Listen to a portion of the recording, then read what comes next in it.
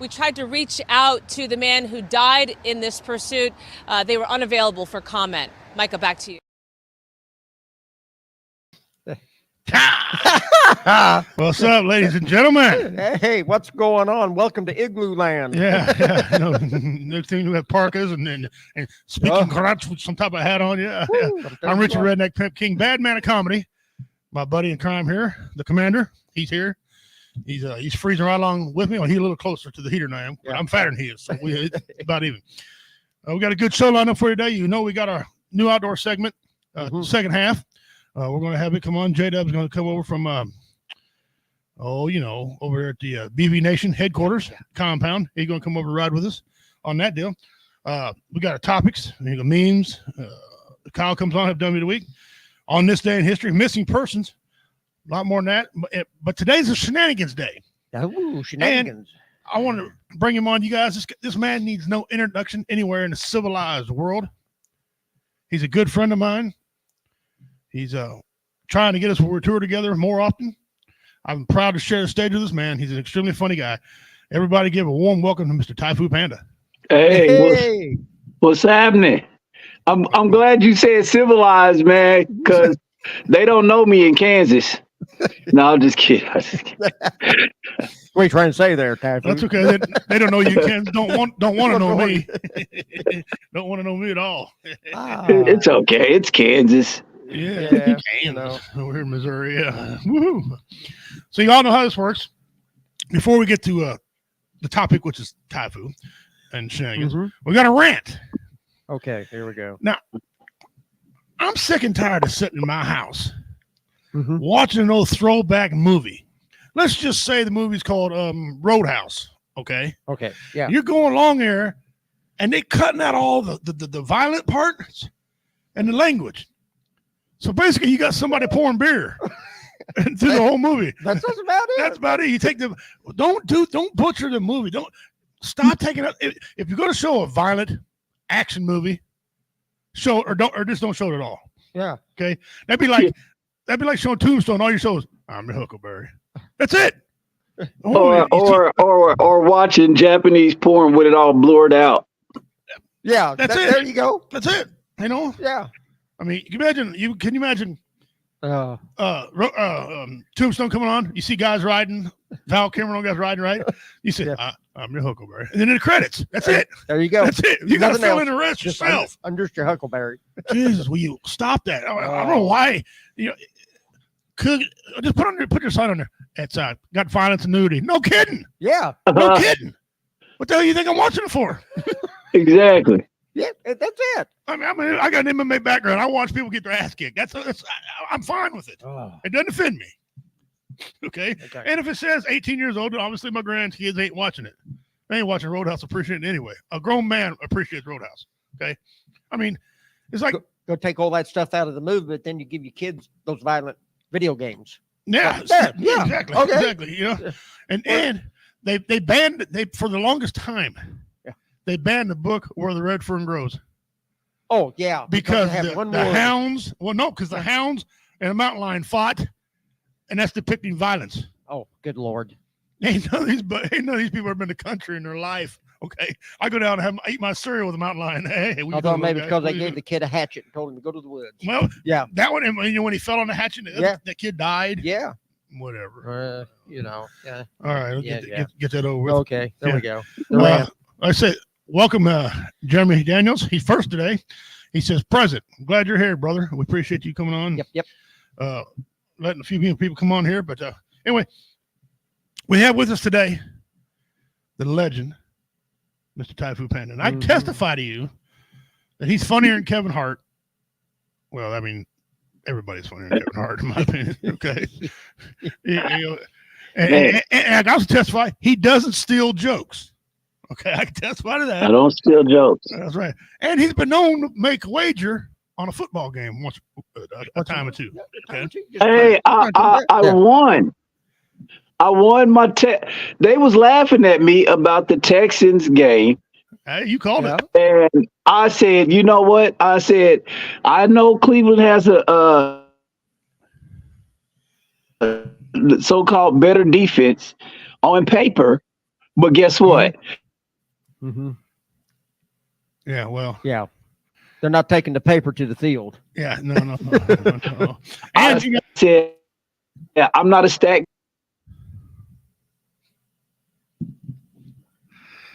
So, What'd you say? So, are you going to spend it all in one place, or what are you doing? Yeah. No. I'm gonna let it build up. I'm gonna let it build up, man. Let it build up. I told you. But I did win that bet. Good, excellent. Yeah. Not only is he a great comedian, but he's a financial advisor as well. Yeah, there you you gotta go. love him. You gotta love Yeah. Ty. You gotta love that. All right, Tai Fu, let's go. Before we get Hey into man, Yeah, Go ahead. Audio. Oh, I said a bit. Tell us all about what you got coming up quickly, or the new year, and what's going on with Tai Fu. New Year, boom. Be in Chillicothe this weekend. I got to look at the flyer to see where. But anyway, I'll be in Chillicothe this weekend. Then I'll be in Kansas City the weekend after that, and then I'll be in Springfield, Illinois after that. It's going and going, man. I'm there's a movie premiere on. Your audio ain't very good, Ty. Like you're freezing up on me.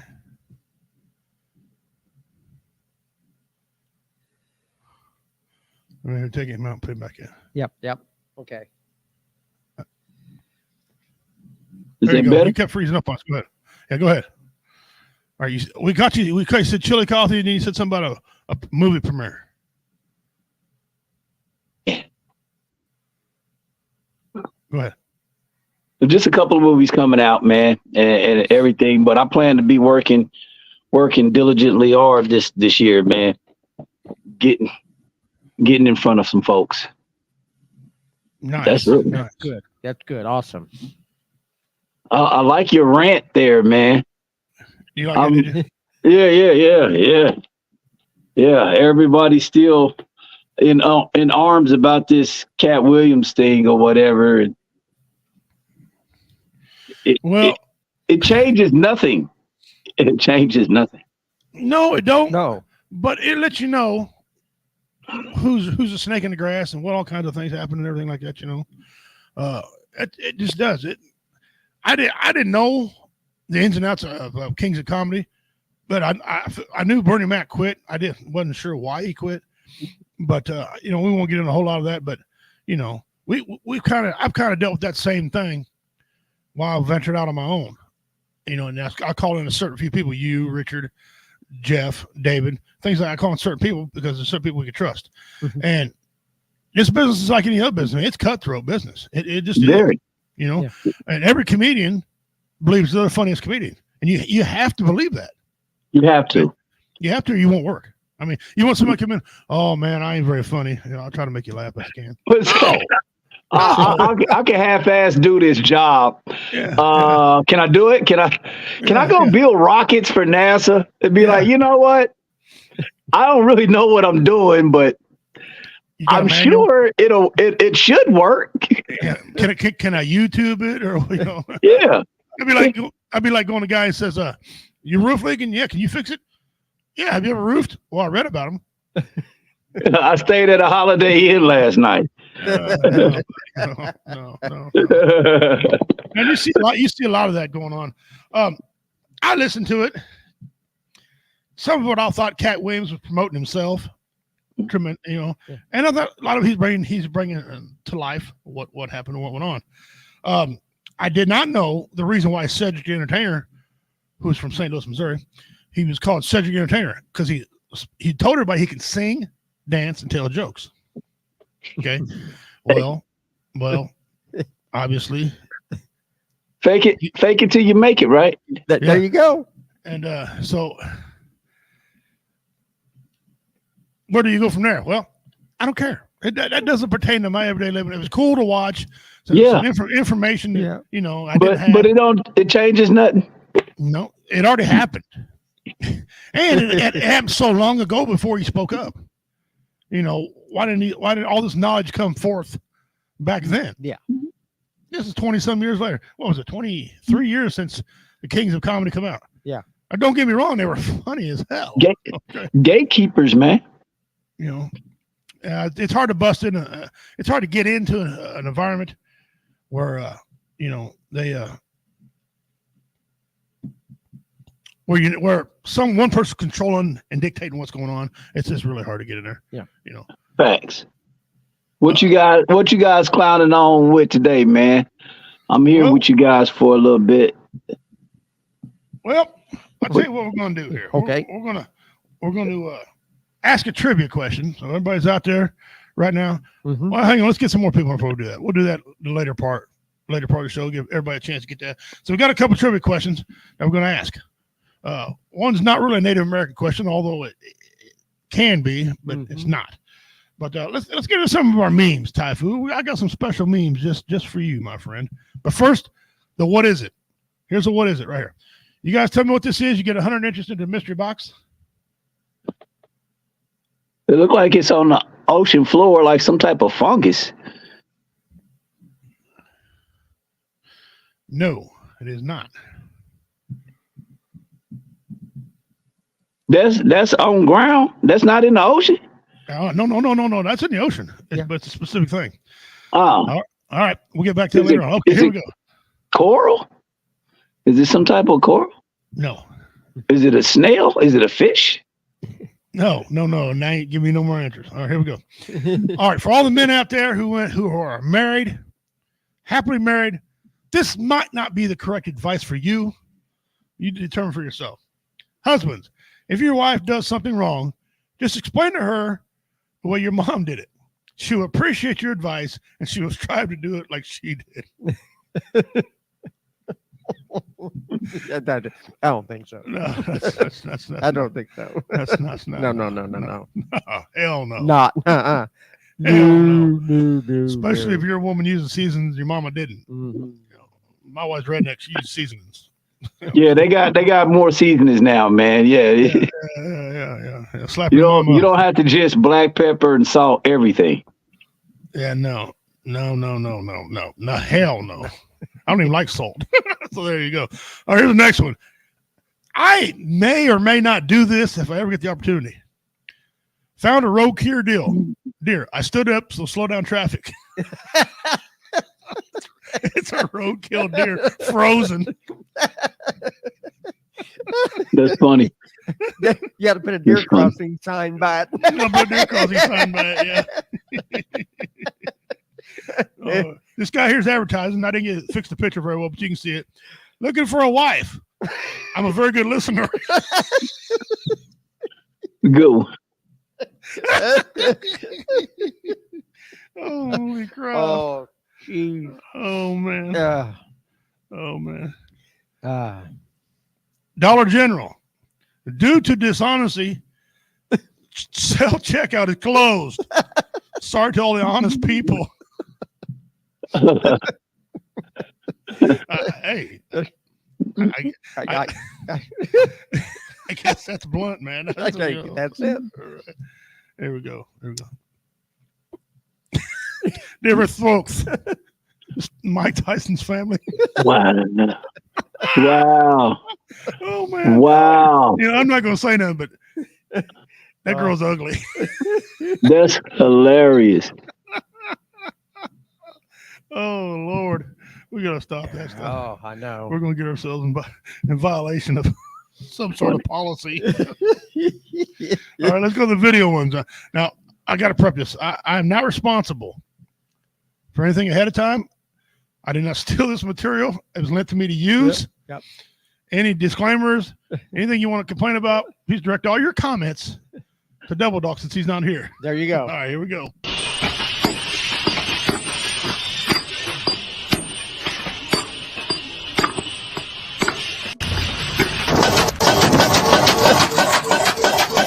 Oh, it's broke. It's broke.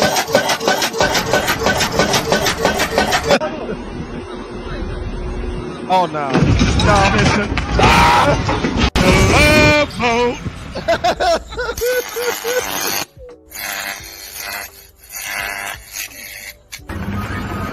That's a hard no.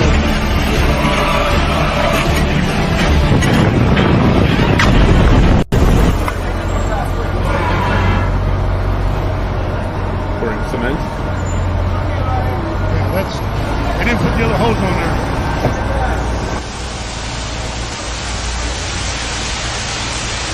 Well,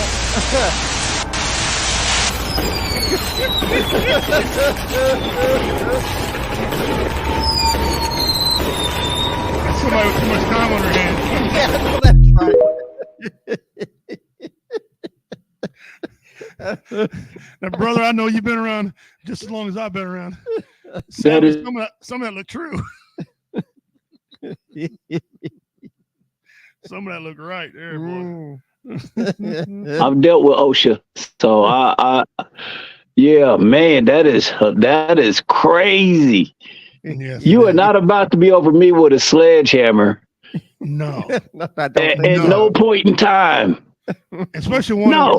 the handle flops. Oh, I'm out. Yeah, No. I'm not and I'm not the hold the nail guy. No, don't ever ask me hold a nail. No. Yeah, Not doing that. I'll hold it with a pair of vice grips. You can hit it all day. All right. Now this next one, all day. This next one was supposed to have been a video. And let me bring in J-Dub here. Guys, welcome J-Dub. He's the owner operator of BV Nation. I didn't, brother. What's up, man? I know I'm early. What's up, brother? That's okay. That's okay. You remember Tai Fu? Yes. I remember seeing Tai Fu around a little bit. What's up, We've brother? never actually had the pleasure of meeting and conversing, but Tai Fu, J-Dub, pleasure, my friend. Nice to finally make your acquaintance per se. All right, this next one is not a Per video, se. but you can add your own video to this one.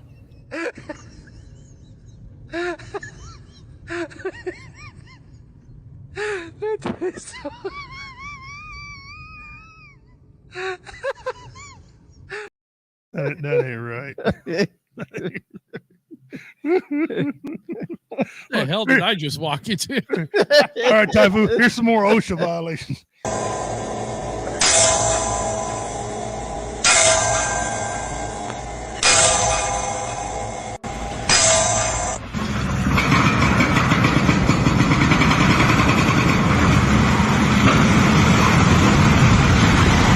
Not how you do that.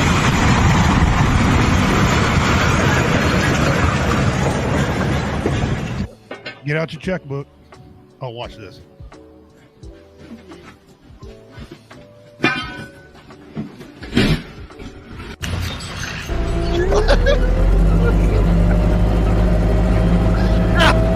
FAA get involved on this.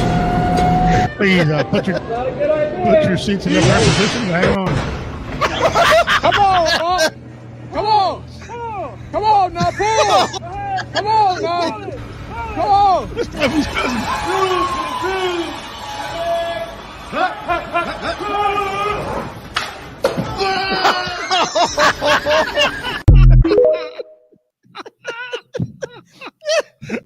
Oh, wow.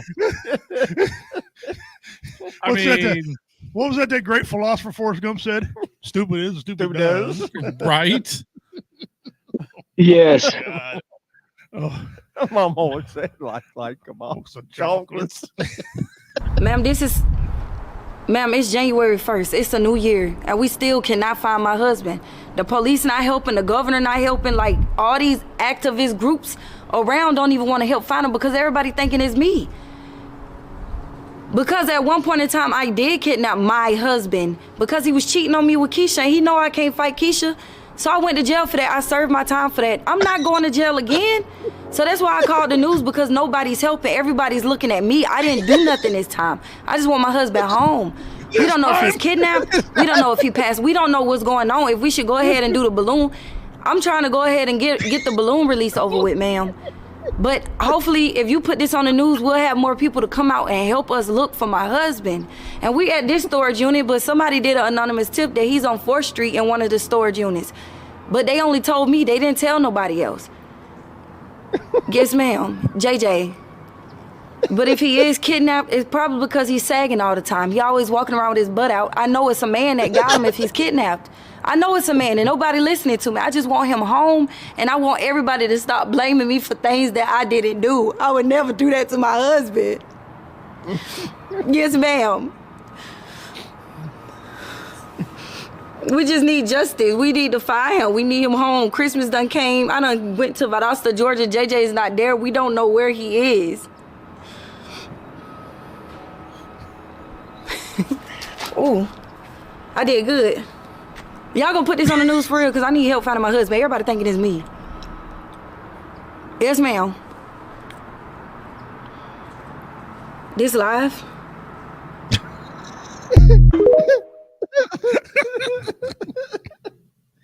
With Marlo Wayans.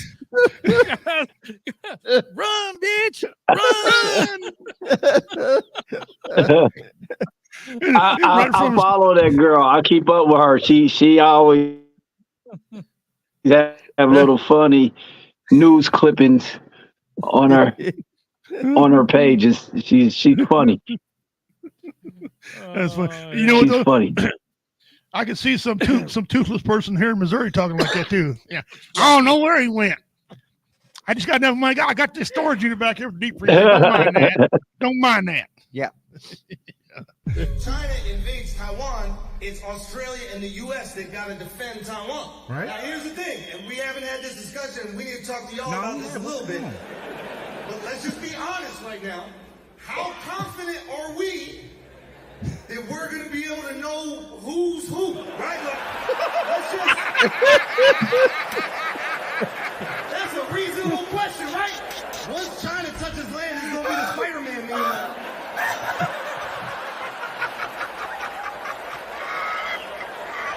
We don't have to do shirts and skins for that. We got to do China, you guys will be shirts, obviously, because that's where they're made. And That's where they're made. do you think you can tell us Taiwanese, bro? Oh, you stupid. It got me. Looking at it, we need to learn that shit. Or come up with another strategy. I don't even want to tell y'all. I have a strategy. The second the war starts, we got to tell every Taiwanese, listen, just for this period of time, open them up. Just for this period of time. It's like Friday Night Lights. Round eyes, full hearts, can't lose, okay? Oh, that's awesome. That is freaking awesome. Wow. Oh my. Oh. Yeah, just, China invades Taiwan. all right, here we go. Here's another one. If you hate cops just because of the cops, the next time you get in trouble, call a crackhead. I put some lube on and got him on his knees. And I began to slide into him from behind. I don't know why we have to give money to countries that hate us. They should be able to hate us for free. Life is hard, but it's hard. I'm not hearing when you're anything. stupid. Goat's milk, I read it here. drinking, avocado toast eating. Frankly, I can't because I can't get my head that far up my rear end. Stick it up their fact checker. They can kiss my ass. The world still astounds you each time you look at a star. I mean, you call Senator Sanders everything but an ignorant slut. That is not true. And the record will reflect that I did not call Senator Sanders an ignorant slut. I did not call her. Okay? Took President Xi Jinping and turned him upside down and shook him. My car doesn't run off fairy dust. My car doesn't run off unicorn urine.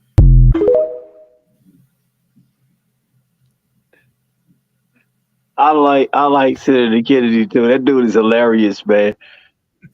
This is why they should just have a cutoff at 65. We've watched Mitch McConnell take a dump in his own pants on TV twice. At 65, go live your life, go spend your money, and go screw somebody else as a civilian. You know what I'm saying? But go live your life. At 65, they think about it. They make the average Joe pretty much retire, right? Yeah. They should retire. Right. So they should especially for me. Oh, I'm sorry, like, that was my Mitch McConnell impression there for a second.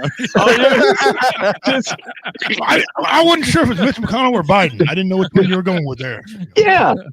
You know what? We was thinking as comics. Me and Ace was talking about this. What if we just had all the leaders, instead of us being soldiers and shit like that? Why don't they fight it out? Because no, nothing's won on the battlefield anyway. So why don't they just fight it out? But then I thought about that, and then I was like, no, because we wouldn't be a superpower. We wouldn't be. We would not be a superpower. Like some Thailand president is kicking our guy's ass or something. You know. Yeah. We wouldn't win that fight. No. Here we go. A few more.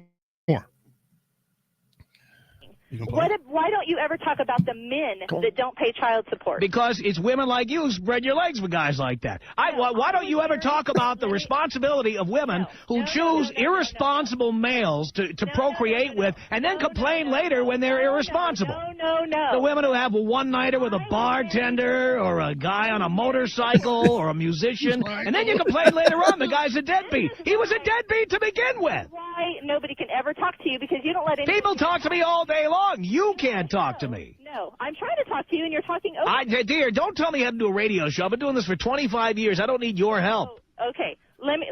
Can I please just say this? I was married once before, okay? Mm-hmm.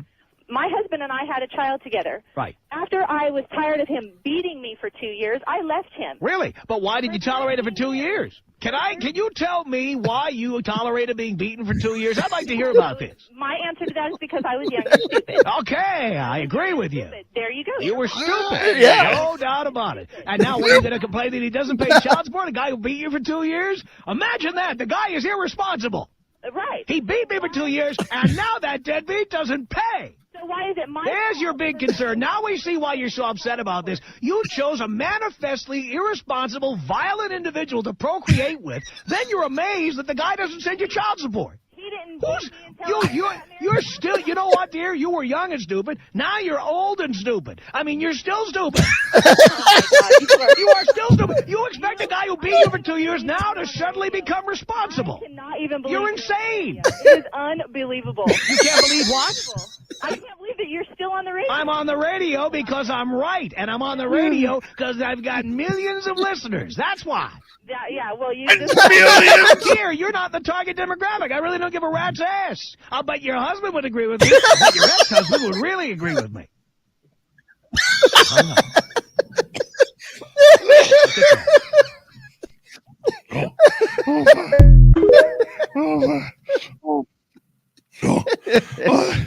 Hey, Tai Fu, get her. You have to send me that. You have to send me that clip, man. Send me that clip. That. Okay.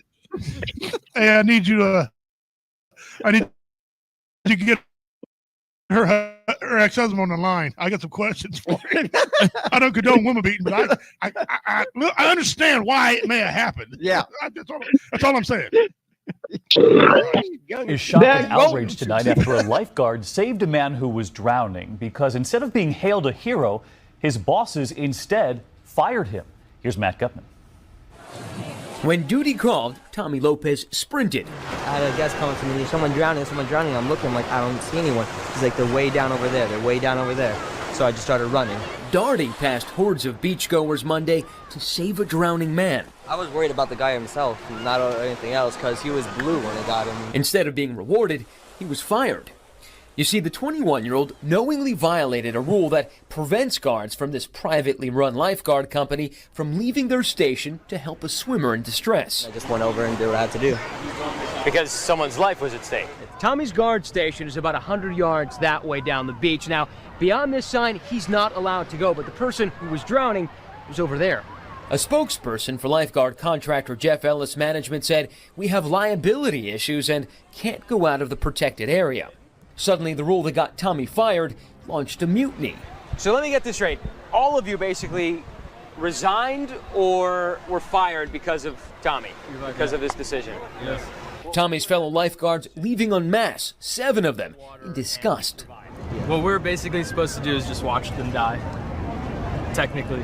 Just then, we came across Brian Ritchie, who walked off this guard tower to turn in his whistle and the shirt off his back. Brian, did you just quit? I did just quit. I played that for y'all. Well, it's simple. Just put a sign up that says swim at your own risk. That's why hire lifeguards. Yeah, why have lifeguards? You know, if they can't save Yeah. somebody, why have a lifeguard? He was outside, their little boundary. Doesn't a human life make a difference to anybody? Yeah. He should be praised. That first kid ran down and said, "Look, he should be praised." Hey, I hate to be the bearer of bad news.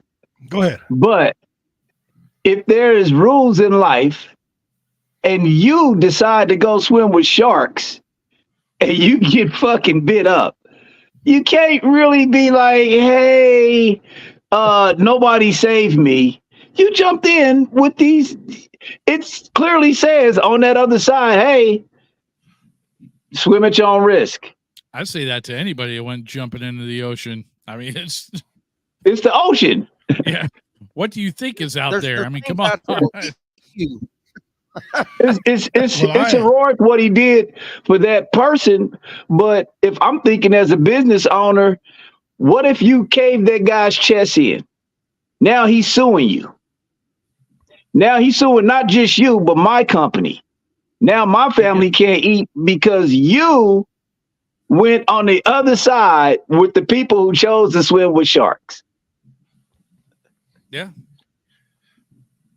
It's a harsh reality, man. It don't make it better. And if out of 500 people, nobody around to save that person. Nobody couldn't reach out and grab a hand and just. Yeah. Exactly. People too probably busy trying to grab their phone. Yeah. So they can video it instead of trying to help out. Exactly. Reality of today's society anymore. Yeah.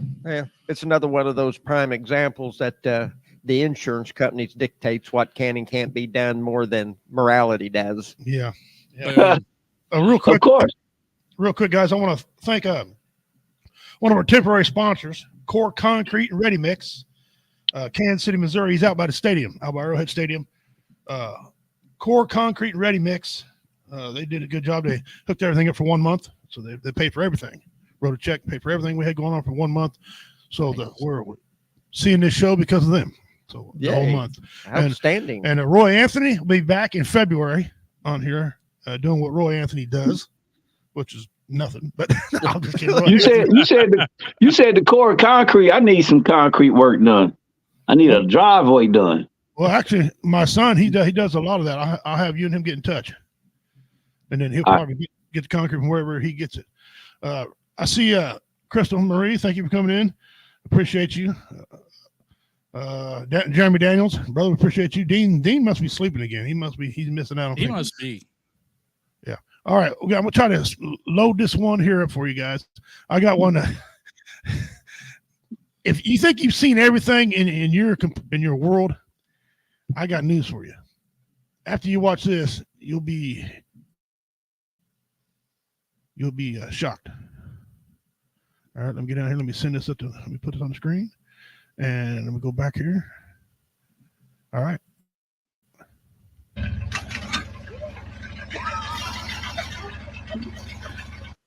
Whoa.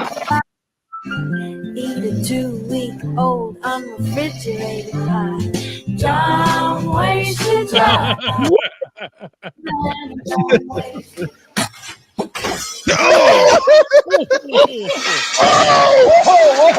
Whoa. Like a good neighbor.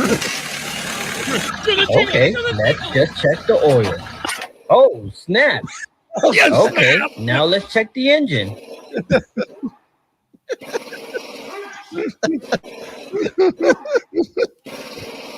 Back up. Yeah. Wow. Sorry about that. Wasted that. Yeah, that just, yeah. That's just awesome. Wow.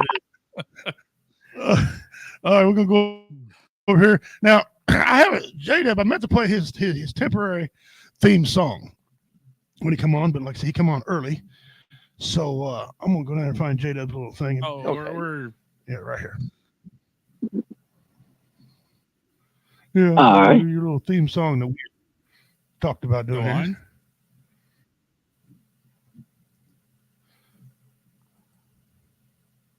All right, let me get down here now and find it.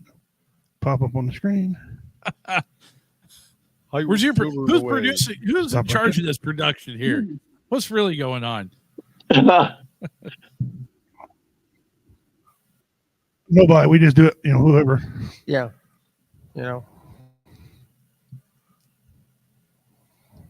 Whoop! What happened? I don't know. Oh, I just seen this. The Cowboys. Oh yeah. There you go. Yeah. For the longest time.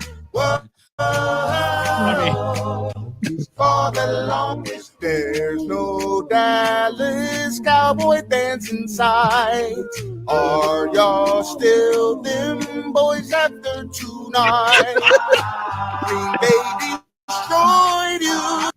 No championship for you.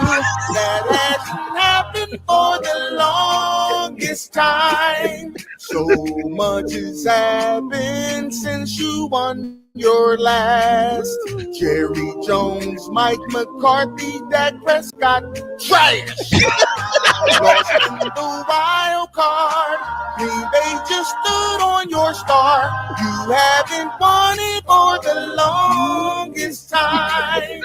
Maybe this won't last very long. You said you'd win this year, but you were wrong. Dak Prescott let down CeeDee Lamb. He's the interception man, and that's all that he's known for.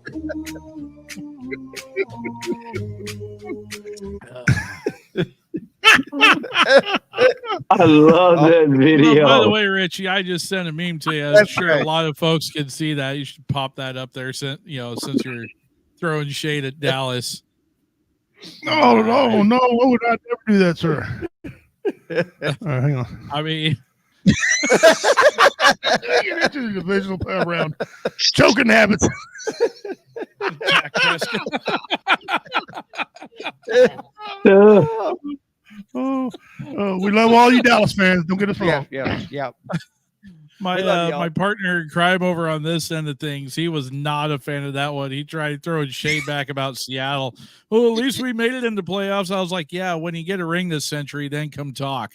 All right. Yeah. The problem ain't really with the players; it's with the ownership of Dallas. They come out and tell us how good every year they're going to be, and they take a big old giant shit.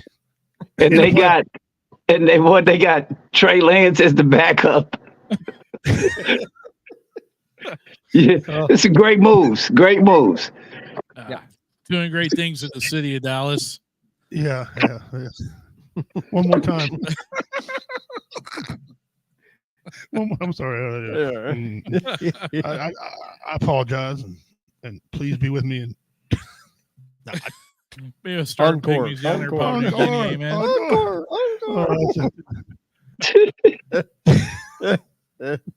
We have one. Amen. Amen, brother. All right, that's some of the shenanigans we had today on top of things. So you're going to be performing over there at Chillicothe, Missouri. What's the location over there in case somebody's local wanting to go? I don't know. I got to look at the flyer, man. I'm on my phone right now. I got to look at the flyer. I don't never really look at dates and stuff like that until I know that's right. That week. I know that's right. This man's the only man I ever seen who booked 3 comedy shows in the same night. In the same night. Yeah, it ain't no damn way he could be at the same time. Unless he's in Quantum Leap, he ain't going to none of them. He's just that talented. He's got that much talent. That'd be wonderful. Tai Fu. By God. When you're good, you're good. But when you're great, look out. No, that's why his wife. Yeah. That's why his wife packs around a schedule. Nope. Yep, you're free. Yeah. I do. I go to her for everything. Everything. I was like, hey. My wife. What draws am I wearing today? Those are my favorite. Let me, I thought about those during breakfast. Yeah, that's one of those. Yeah, exactly. Well, I don't know who I'm over here picking on. My wife walks around and puts both of our shit in her phone. Yeah. What did the judge say? What do you mean? What? You mean? Never mind. Yeah. When's your next court appearance? Don't worry about it. Yeah. Yeah, that's why when it comes to scheduling anything, I leave that up to Mariah before anything else. My better half is like, honey, what do we got? Hey, on pulls her phone out, she's plugging shit in. Behind every successful man is a woman telling him what to do. Yeah, Yep. Yeah, there is. You're right. You're right about that for sure.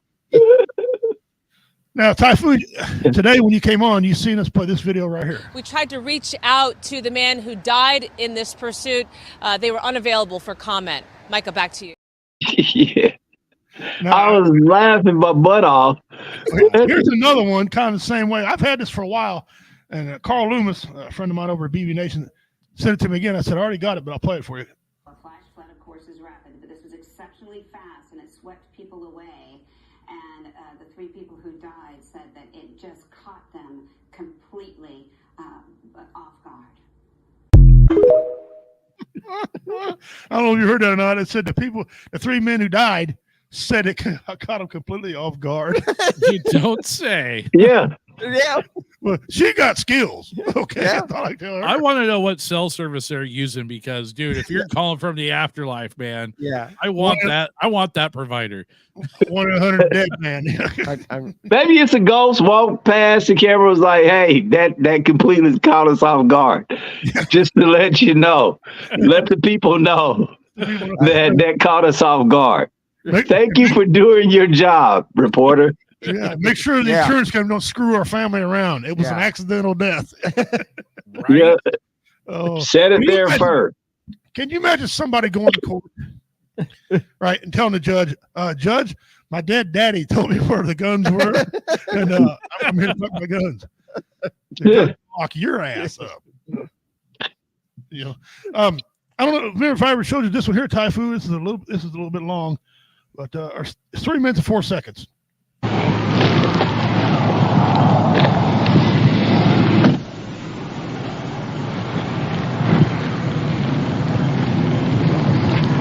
What's the date on that? I'll have to plead guilty if I got to work because I can't take the court to take the day off. You goddamn asshole!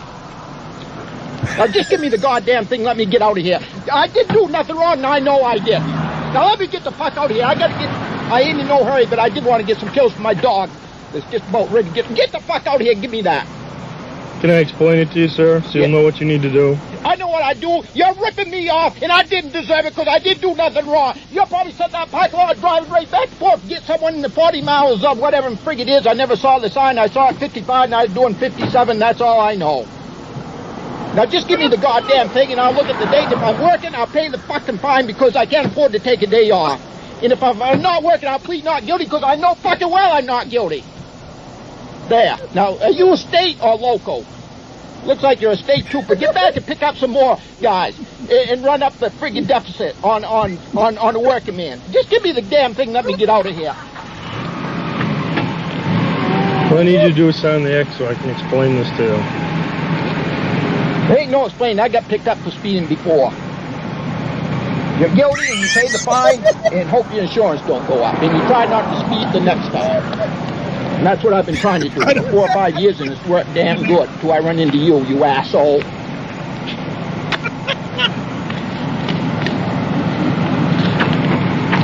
Green copy's for your record, sir. I don't... All right.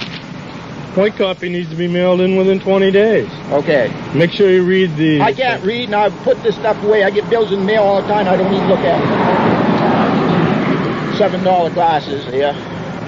All right, just tell me what I do. Lincoln Court? No. Where?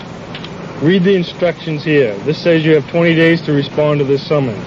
Read the back of this hard copy.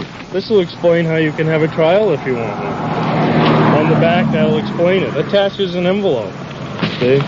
Put a stamp on that, you mail that in. They'll tell you what to do. I can afford the stamp. The fine's right here, sir. It's $137.50. You're fucking crazy!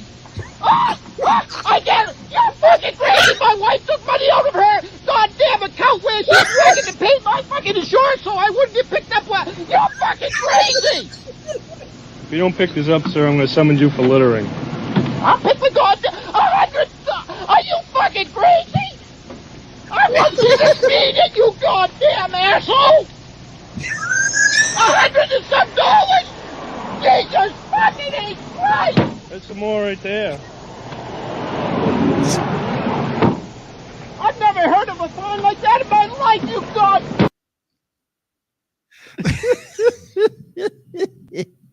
Every time I watch that video, it's like anytime I hear that guy talk, the first thing that comes to mind is an Adam Sandler skit. Yeah. It's like Toll Booth Willie or something. I'm coming out of the booth. Oh my God! If that had been me, they'd have locked my ass up. That's assault on it. Oh my God! I'm sorry. And then when he said, everything was going good though until I sent him out of the fine. He lost his. Oh, he lost his shit. He lost his. Oh my God! I don't know if you've seen that one or not. Fish eating. I'm coming. See, we got Kaylin Larson joining us. Thank you very much for tuning in with us today. It says 92 of the first.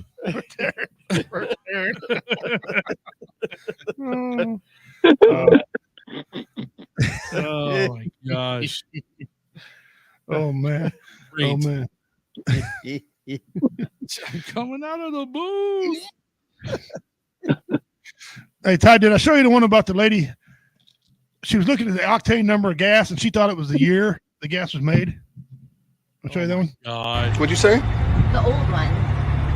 87, 89, 91. Get the new gas. Do you think that that's the year that the gas was from?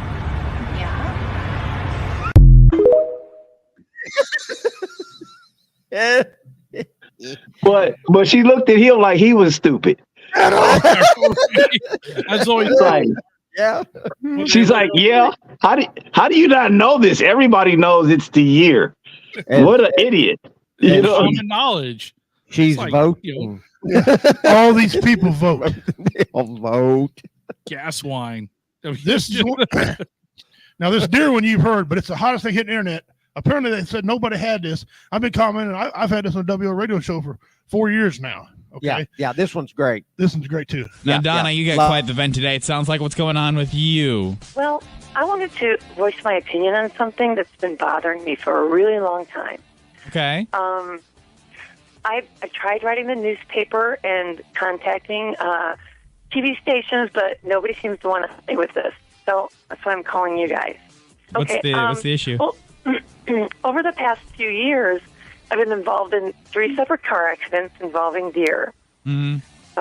With the population and everything. Each of these incidents, they've occurred shortly after I saw a deer crossing sign on the highway. Well, my frustration is that Minnesota and North Dakota Departments of Transportation would allow these deer crossings to be in such high traffic areas. I mean, I've even seen them on the interstate. Why are we encouraging deer to cross at the interstate? I don't get it. That's such a high traffic area. I mean, I understand that deer are wild animals and they need to travel across the streets occasionally to survive. And, of course, to find food. But it seems to me that so irresponsible of us to allow these deer crossings to be in areas where these deer are so likely to be struck by oncoming traffic. I mean, wouldn't you agree? I mean, it's just they're befuddled. They don't know what to say. You think they would put deer crossings maybe in smaller towns, maybe during at a school crossing. It would be a safer place for them to cross. Wait. Put the deer crossing sign. Deer crossings aren't telling deer that it's safe to cross there. It's just more of like an alert for drivers so they know it's like a high deer population. The government put the deer crossings there. They can direct the deer population anywhere they want to by moving that deer crossing sign. I mean, why in the world would they place it on the highway or the interstate? I mean, God, there are so many other places I can think of than put the deer crossing signs on busy highways and interstates. You seem to be under the misunderstanding that the deer are somehow attracted to the deer crossing sign. Well, yeah, the deer crossing sign is there to allow the deer to know that's where they need to cross. Right. And all these car accidents you had involved a deer after you'd saw a deer crossing sign. Exactly. I mean, I'm trying to watch out for the deer, but I mean, speed limit 55, 65. How am I supposed to, you can't brake really quick if if the deer just is crossing in that deer crossing area. So you'd like to see these signs move somewhere safer? Right. If we can move them, like, don't put deer crossing signs on the interstate or freeways. Put them in lower traffic areas. Somewhere where the speed limit, a lot slower. Maybe small towns. I don't know. I think school crossings is a good idea. Well, listen, we will. You say you've tried to contact quite a few people about this. Right. Yeah. I wrote like at least 3 or 4 letters, and we will spread the word. Okay, we will try to kind of help you raise some awareness for this issue. Okay. Oh, thank you. We need to move those deer crossing signs. We appreciate your comment this morning. All right. Thanks. Bye.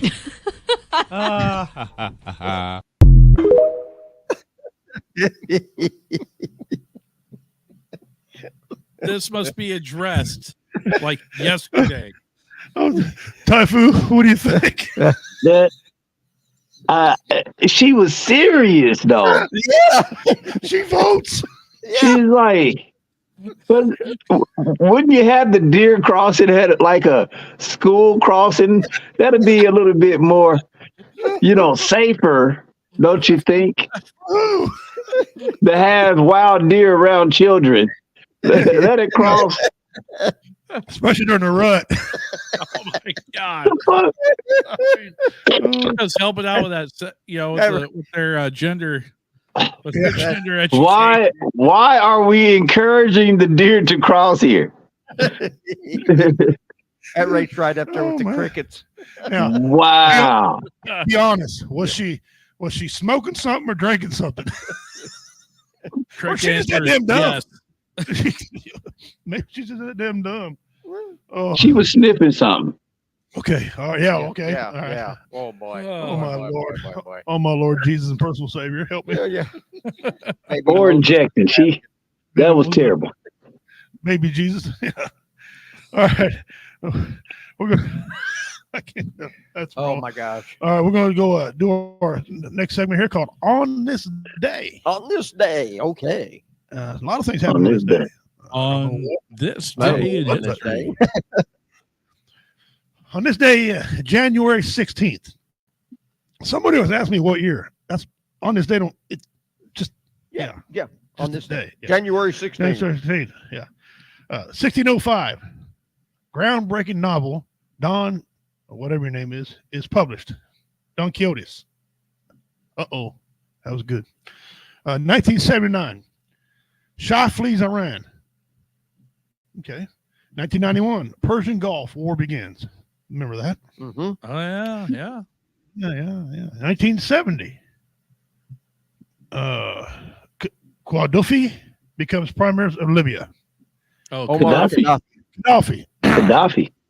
Omar Gaddafi. Omar, yeah. 1916. Montenegro capitulates to Austria-Hungary forces. 1938. Benny Goodman brings jazz to Carnegie Hall. 1942. Actress Carol Lombard killed in plane crash. You guys familiar with her? I don't know anything about her. 1936. Moon Manic killer is executed. Moon Manic killer is executed. Okay. 1861. Crittenden composed is killed in the Senate. That must be for the barracks or something, whatever. Yeah. 1997. Bill Cosby's son murdered along California Interstate. I did not know that was 97. 1945. Hitler descends into his bunker. And we all know what went downhill from there. Yep. That was this day in history, January 16th. That's dope. That's pretty cool. Pretty cool. And we'll do our missing persons, and then we're going to give it to Jada in just a second. You're going to give it to me, huh? Smart segments, yeah. Yes. The important ones. Oh, okay, gotcha. Yeah. All right. Go back over here. Let's see what we got here. Let me. Okay, her name is Cynthia Octavado. Acevedo. I would say it looks like Acevedo. Acevedo, but Acevedo. She's Native American, so they pronounce it different. That's all I'm saying. Oh.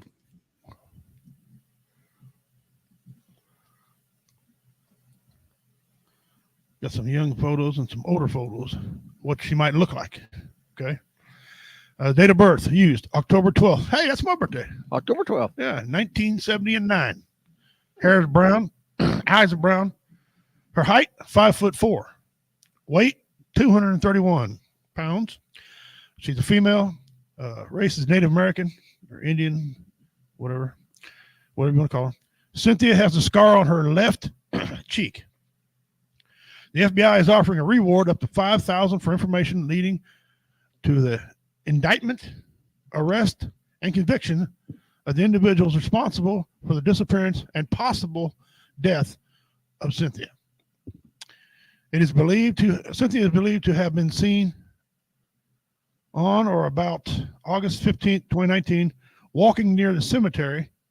Oh, that don't sound suspicious. Walking near the cemetery in Arizona. On October 31st, 2019, Cynthia's mother reported her as missing to the Gila River Police Department in Laverne. Cynthia has not been heard from or by her mother or others for approximately 2 weeks, which was unusual.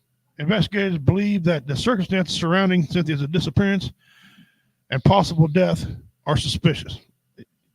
Wow, they have a real good reason to believe that she has met her demise. Yes, yeah.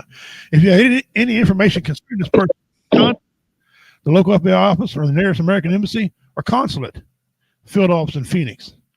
Or as usual, you can submit an anonymous tip online. Take one more look. One more look. See if anybody can recognize her out there in Arizona or around here anywhere. They paint a picture. She's probably dead. I hope not. That's not good, but that's what they say. So there you go. Hope the family needs some help. So if you know anything, please contact the family. Yes. They would greatly. They can have some closure. Absolutely. Even if she is met her demise. See if we can help her out. Still the closure for the family. That's what matters most at this point. Absolutely. Yes. All right. It says taking a nip. That lady was drinking a little bit. Yeah. Oh, yeah. Right here.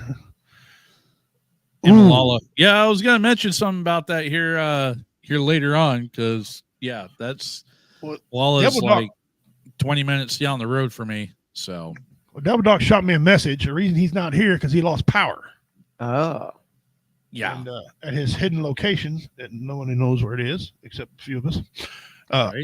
They've got tremendous snowstorm going through there and winter mix and stuff. So it ain't exactly warm we are. As you notice, we got our coats on today.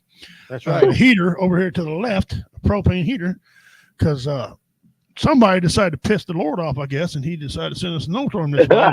It ain't like it's been 30 degrees below zero. Are you guys seriously using a propane heater indoors? Yes, sir. Yes, we are. Hold on just a second.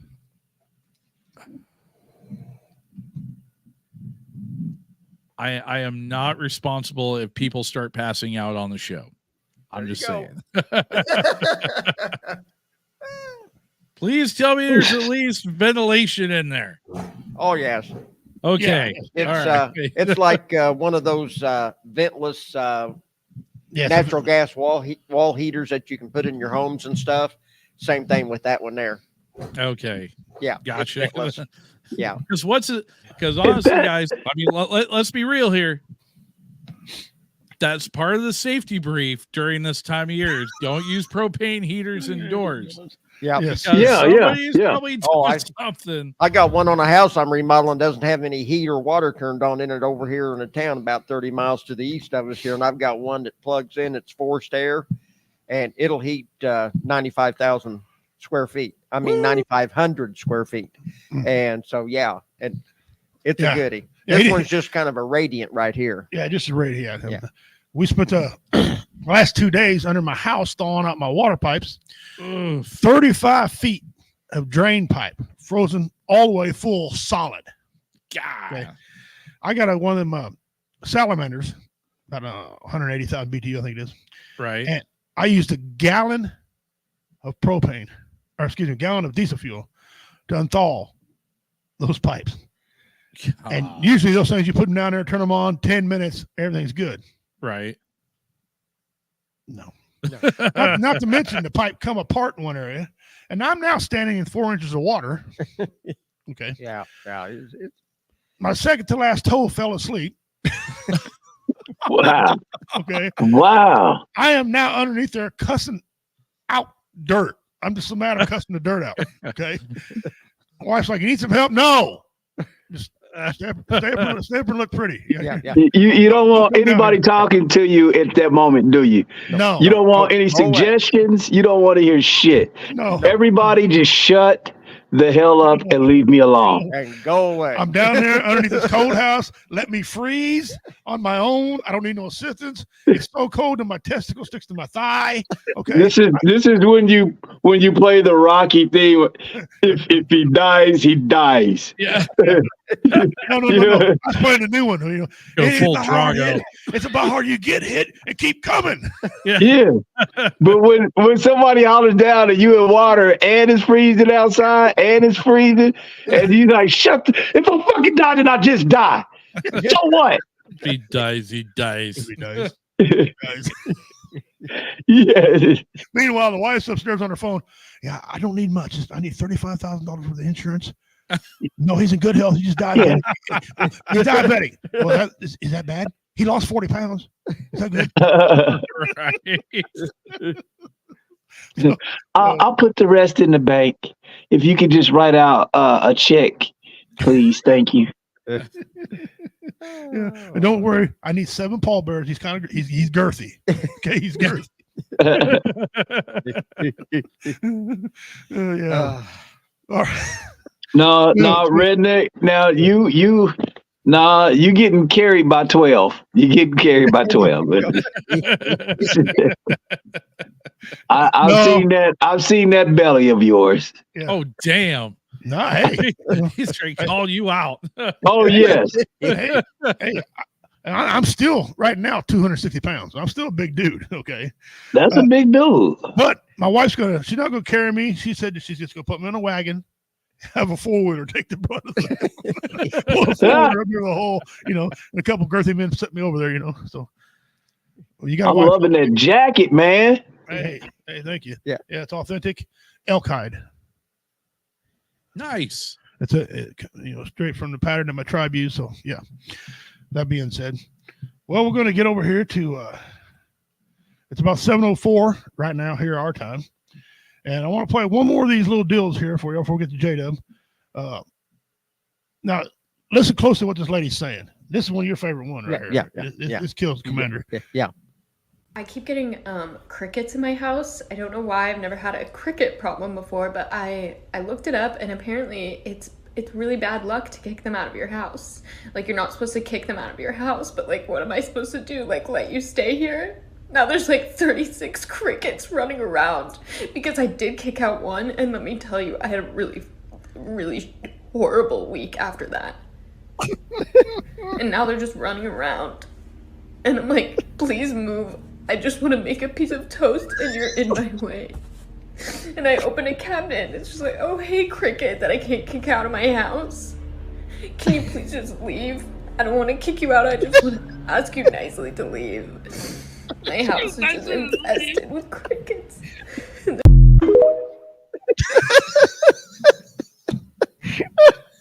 Someone write her and tell her them were not crickets. Them roaches. Those are hot crickets. We got the cockroaches.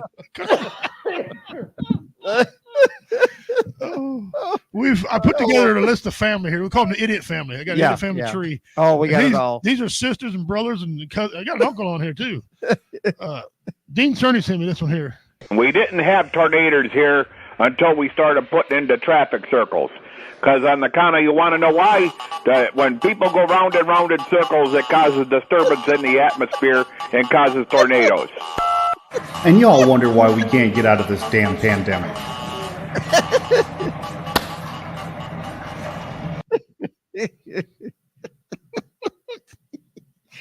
Wow. Like that, or why we have a pandemic. Roundabouts. Roundabouts are the reason we got them names. I got news for him. They had tornadoes long before roundabouts even existed. That's crazy. Oh my God. Oh my God. Here's another brother. I was born at a very young age.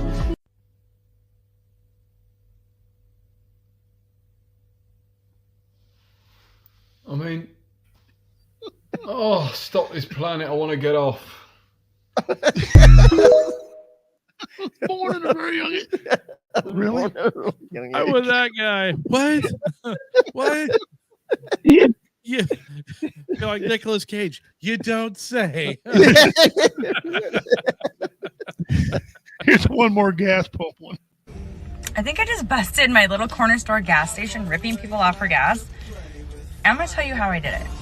So this afternoon, I went to go mow the lawn, and my lawnmower needed gas. So I have a little 1-gallon jerry jug that was completely empty, and I ran down to the gas station to fill it up. When I was done pumping into my 1-gallon jerry jug, it showed that I had pumped 1.35 gallons of gas into a 1-gallon jerry jug and charged me for 1.35 gallons. So I took it inside and I said, can you explain to me how I can pump 1.35 gallons into this 1-gallon jug? And they had no answer. In fact, the manager said it was impossible. So, me being me, I had to prove my point. I put the gas in the jerry jug into my truck, went back out, and the same thing happened. Go to part 2. No. I don't need a part 2. Okay. I don't. Let me explain to you. Wait. That line on the jug, lady, that's suggested. Okay. You can put more than that in there, but you're not supposed to, because the fumes will swell up the jug and it could blow up. Just saying. That's where that line is. That's where your capacity mark is at. That is the 1-gallon line. You go above that, your suggested retail price. The price is wrong, Bob. Price ain't right, bitch. You're ripping this off. Oh my It's amazing that there's people out here like this. Yeah. Yeah, really. That's the scary part. When I bought my truck, I went to fill it up, and that's back when gas was right. So I pulled up there, and I was pumping gas in this truck, and it shot past 50. Okay, got a little nervous. It shot past $75. I'm not walking like I got worms in my ass. What the hell? I'm underneath this truck. You see my big ass belly, my feet hanging on. I'm looking for a leak. Okay, I looked over to the pump, and it shot past $95. I was madder than hell. Okay, I'm looking for a leak. I'm reaching up underneath this thing. Some guy said, "You need some help?" I said, "No, sir, I got this." I'm getting mad. It wasn't even his fault, right? I'm feeling around. I said, "It got to be a leak. Got to be a leak." So I get out. It clicked off at $125. Okay, to fill up. I looked over at the thing and it said, I put 26 gallons in this truck. I go in there and I'm just lambasting this lady. I said, "Man, you need to have weights and measures come out here." I said, you're ripping me off. And she was just sitting there because she knew me for years. She's just sitting there. Yeah. I said, "There's no way I can put 26 gallon in a 25-gallon tank. It doesn't work." She says, "Sir." I said, "Don't sir me." I leave. I go home, get out the owner's manual. It said I had a 27-gallon tank in my truck. I had to go back and hat in hand and apologize. She's, I already knew. I forgave you when you left. I was like, "I'm sorry." Somebody learn how to read. TIR. Tai Fu said he had to leave, guys, abruptly for some reason. Okay. But that just happens because, I mean, he is in the cold. So anyway, enough with the idiot story time. I think it's all of us right now at this point. Ancestors, yes, brown sugar. Gather around. Let the Sanyahana gather around. We're going to talk about the campfire. All right, guys, it's time for our segment here. And I got to get ready. I got it right here. J-Dub, he's the man, the myth, the legend. He's going to do the outdoor segment. Yes, he is. Sir, if you would, sir, it's all yours. All right. Well, actually, a little bit ahead of schedule on this one, but okay. That's okay. All right. So, like Richie was talking about, well, a couple of things. One, yes, everybody's cold right now. Everybody's cold. Because I tell you what, even where I'm at here in the Pacific Northwest, here just outside of here on the Oregon end of the Oregon Trail, and yes, we are just off the end of it. It is a nice, balmy 28 degrees and freezing rain out here right now. Freezing rain. Yeah, on top of a nice layer of ice that we already got over the weekend. So everything is a nice, pretty white, and it's going to have a nice sheen over the top of it. So if you can stay warm, folks, please, by all means, do what you can. I figured out why. Yeah. We've all got bad weather. I figured out why. An old guy told me this. He said, what is happening this year? Major. I said, election year. Yeah. He said, the snow is cleansing all the stupid people out of the way. Get rid of it so people can vote. He said, water cleanses, snow cleanses. So it's cleansing everybody. And the smart asses are getting cold. I'm like, that don't make, you know what? That's a genius thing. That's genius. Well, it must be some truth to it because Trump took Iowa by a landslide. It wasn't even close. I think he swept it. He swept it. Yeah, I believe there was one he was ahead by like 8 votes last I saw, and he was ahead of Nikki Haley by like 8 votes in one county. I don't remember which one it was. I have to go back and look. But other than that, they stopped it at 50 something. State. Yeah, 50 something. I don't know what he had. All I know that the two people combined come up with 20. Yeah. Something got the rest. Yeah. So, I mean, I'm just saying. Hello. Sending a signal. That's why it's cold. That's why it's snow and it's cleansing. I get it. Yeah. Mother Nature's on her period. She's cleansing. Yeah, there we go. It's PMS, bitch. Oh my goodness. So, all right, brother. Which one you want? All right. So anyhow, so that also helps go into what we're talking about here this week. One of my favorite times of year, of course, just so happens to be winter. One of my favorite things though during the winter is actually getting out and enjoying a nice winter elk hunt.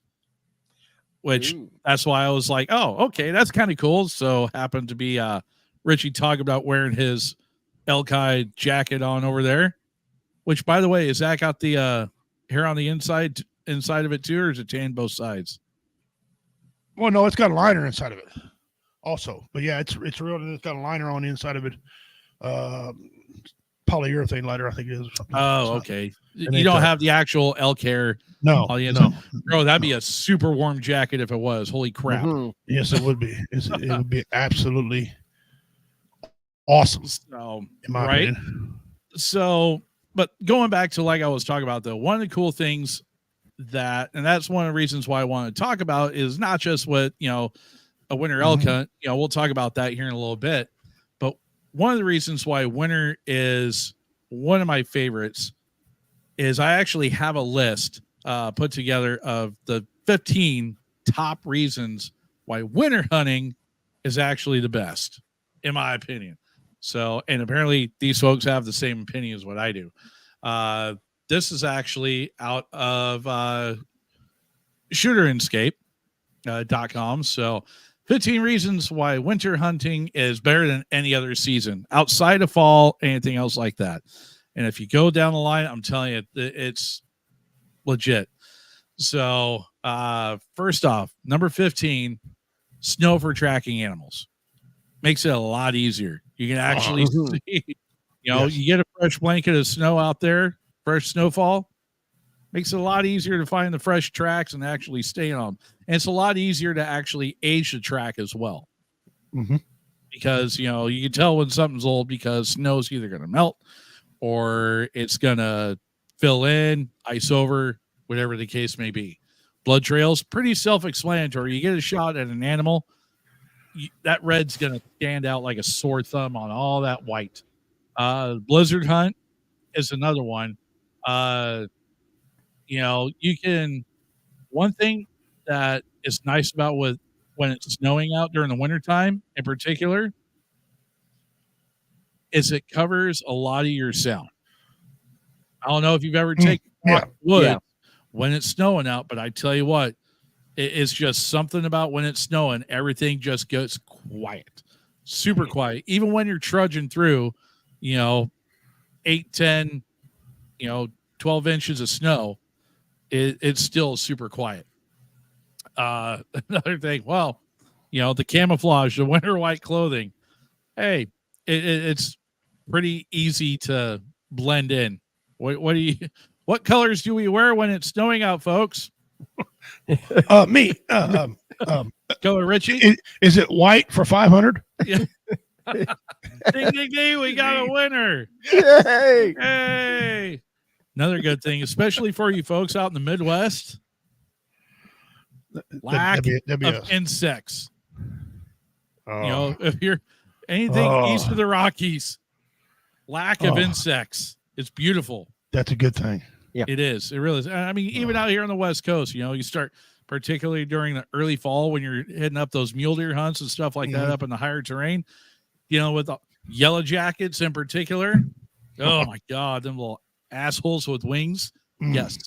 And you got to worry about that so much, or ticks or things like that. Not near as prevalent during the winter months. And thank goodness. Right. Only the hardcore hunters, reason number 10, will be sharing the woods with you. Not a lot of folks are going to, not a lot of your fair weather hunters and stuff like that. Yeah, you're casual. Yeah. Yeah. They're, nope. Don't want to freeze it. Because if you're willing to bundle up for the weather and actually get out and be prepared for it, there's really not that many people that are going to be out in the woods. That, and the nice thing about it too is that for a lot of hunts that take place during this time of year, as far as big game hunts, because there's a lot of states across the nation that still have big game hunts going on for deer, elk, antelope, whatever the case may be. And there's a very limited number of tags that get issued out for those hunts. And it's really the folks that have no qualms getting out, getting in the cold, and embracing the suck to get after these animals. So if you're one of the brave, chances are you're going to fill your freezer this winter and have meat for the upcoming year. So there's that. Next one is the animals have settled into a winter cycle. You've gotten past the fall hunts. You've gotten past all the general over-the-counter, tags and stuff that folks have gone out and buy. Animals have had a chance to kind of settle back in that routine. We're past the rut. So now they're, during this time of year, what's their guiding light? It's not so much as chasing the opposite sex or getting chased by the opposite sex. It's not so much as trying to survive getting pushed around the woods by different hunters. Food. Food is what drives us at this time of year. Yep. So biggest things those animals are going to be doing, they're going to be moving to and from their food plots. So if you draw a late season tag, figure out where those food plots are at, find out where those trails are. They're coming in and out of those between the food plots and the bedding areas. Get in the stand, cop a squat. You'll fill your tag. Promise you. You'll fill your tag. Just be ready for the weather. Be patient. I'd like to add something to that if I could. Yeah, go ahead. It's also the time of year where the elder animals, the sickly ones, these ones, they can't find food like the rest of them. They start thinning the herd a little bit, kind of management hunt sort of type thing. Nature's got its own way of management. And unfortunately, this helps with that too. Right. Helps get rid of some of the sick ones out of the population. Exactly. So for you folks that, particularly up north there, you started talking about, those up there like Michigan and in Minnesota, Wisconsin. Yeah. You know, those guys up there, you know, where you start getting up there in southern Canada, you know, lack of water and mud because it's all locked up in the ice. However, you know, it makes it really easy for being able to get around in the woods, not having to trudge through those swamps because you can just walk across the top of them. Yeah. And don't worry, the ice will hold your big ass. Yeah. Okay? All your equipment, everything. Don't worry, you cross it. You know. It's thick enough by this time of year. Yeah. Usually, I think it's what is it like 3 inches of ice? Yeah. Yep. Like 3 inches or is more. You know, the recommended minimum. Yep. To be able to go out walking on and stuff. And 3 inches ain't much. It's not much. I trust 4 to 5 a lot better than I do 3. Right. I need but then you got folks that are going out driving, you know, driving across, you know, especially with what is that TV show that was on? They did ice road truckers. Oh yeah. You know, you'll get guys who are driving up, you know, well, even then going out in the lakes and stuff or going out, you know, ice fishing and stuff like that. Mm-hmm. You know, the water hits 6 inches, you know, 6 inches of ice. They're driving their pickups and stuff, setting up their ice shacks and everything else on the lake for the year. Yeah. So anyhow, next one is, you know, the aesthetics. You know, you can, you know, it's a gorgeous time of year to actually be out in the woods. Now don't get it twisted. It can be dangerous for you if you're not prepared. Yes. But if you are, it's a gorgeous and it's an awesome time to go. It really is. Leaf-free sight lines. You're not fighting with all the foliage and everything else. You're not getting fooled by, you know, you see, you know, you're looking out, you know, you're glancing through the timber and everything else, you know, like let's say you're sitting in a tree stand and you're watching through the timbers and everything else down towards the ground and you see it makes it easier for catching movement. Yes. For seeing movement because you'll see, you know, particularly during the fall and even later on in the fall, during what would be the quote unquote regular hunts during the normal hunting season, you know, you see like a leaf or something that just so happens to be the same shade as a deer's ass. And you're watching it going, you know, getting a case of buck fever on, you know, on a maple leaf or something, you know, it's all gone. You don't have to worry about that. Most of the time you see movement, it's actually, you know, it's actually an animal. You're not mistaking foliage for it. Right. And that also could work the other side of the coin. Okay. They can see you too. Because you lose your camouflage. You know, like when a hunter puts out a stand and things like that, we pick where the camouflage is going to camouflage us from everything else. Also, that's one of the stipulations of putting a stand up, for example. Okay. So when you lose the leaves, then, you know, you got less movement is better. Absolutely. That's why I like using a ground blind myself. Absolutely. Love them. That's my go-to. You can control the temperature in there as well. You know, very much so. Yeah. Very much so. That's what I miss here in Missouri is several years back we used to have our late season antlerless portion of our deer season didn't come until after first of the year, the first week in January. Right. Now we have it just be the week, the 12 days before Thanksgiving, and then it shuts down at Thanksgiving, and then it picks up again shortly after that. And so it doesn't let us get into that cold, wintry chance of snow on the ground like we've got now for our extended season, you know, for the antlerless portion. And so, yeah. And I really miss that.